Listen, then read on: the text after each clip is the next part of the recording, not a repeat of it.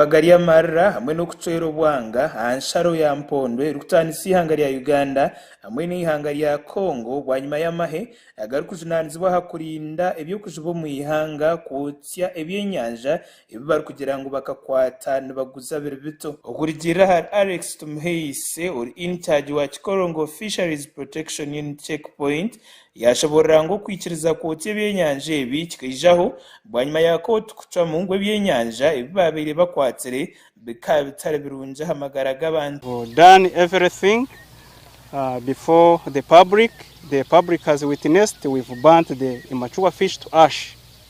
So I do believe whoever has been having that habit or the vice should stop, because it is a presidential. Umuringo ngo gumwe uguyayihanangiriza abashubuzi b'ebyenyanja okurekera kimwe mu buzego kushubura obwenyanja buto baba batakwenda kwatwa omwitekeresya erya Fisheries Act eri omwaka gw'2022.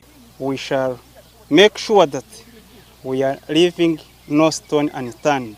Whoever is still interested in immature fish should leave the vice, since the president has always guided us that a fish trader. Okurigira Lieutenant Joey wa Rusimbi or RDC wa district ya Kasese yashoborera ngo ekyongesereza umuzego kushubura obwenyanja buto n'abebembezi babi abatari kwenda kutoma nkora ekiragiro cyo mwebembezi w'ihanga. Zibu kino kiri ku benyini abavubi kiva ku mwalo wenyini kubanga ebyenyanja tebijja mu nyanja byokka ne byeteeka wabweru nibo babikalirira abantu babeerayo naffe tulina okuba mu ttooki abateeka mu nkola amateeka kubanga ebyenyanja bino bino okukunganyizibwa tebiva mu muuka tulina naffe okweraba mu ttooki ne tulaba nti ekintu kino tukigoberera nnyo okusinga bwe tubadde tukola laba ssente ze tufiiriddwa singa ebyenyanja bino bibadde bikuze.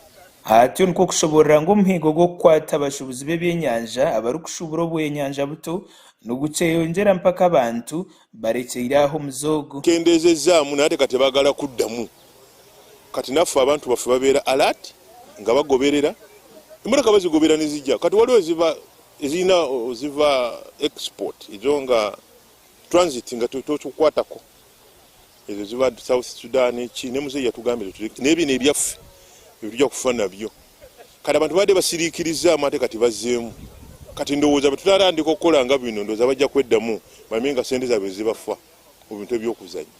Per court directive, we were supposed to destroy this fish completely, and we have decided to take this measure of burning it up so that it is completely destroyed. A lesson to those people who are still thinking of dealing with mature fish. Abashubuzi b'ebyenyanja abatari bamwe na bamwe ab'ebyenyanja byabo byakwatsirwe barebekaho batsimbira amaju ubu barukurura nibeshengereza ngo abebyo kwerinda babasasire abo kuba mu rundogu batunga mu ico kwega. Yote inyono ni iko pesa ya bank, wanakwenda kutufunga, watoto wetu hawatarudi tena kusoma. Lakini tulikuwa tunaomba muambie watusamee, iko mara ya kwanza tena ikuwe ya mwisho. Pesa zote zinakwenda kukufa kama mko mnaona, watoto wetu wataishi na mgani? Okukwata hamwe no kwotsya ebyenyanja ebi by'abantu bingana 15 nukwijaho bwanyuma y'omwebembezi w'ihanga His Excellency General Kaguta Museveni okwereza Major Masit Kahirwa ranka y'obwa Lieutenant Colonel kandi akagaruka kamuhereza obwebembezi obw'ekitongole ekikujunanizibwa enjubambi mu ihanga ekya Fisheries Protection Unit bwanyuma y'abantu batari bamwe na bamwe ugumana betombeita ngo abarukurwanisa enjubambi mu ihanga bakabanu babonabonesa abajubi. Makuraga gasha kwa Gerard Muhindo aba Sky TV agenshonga umuri Kasese.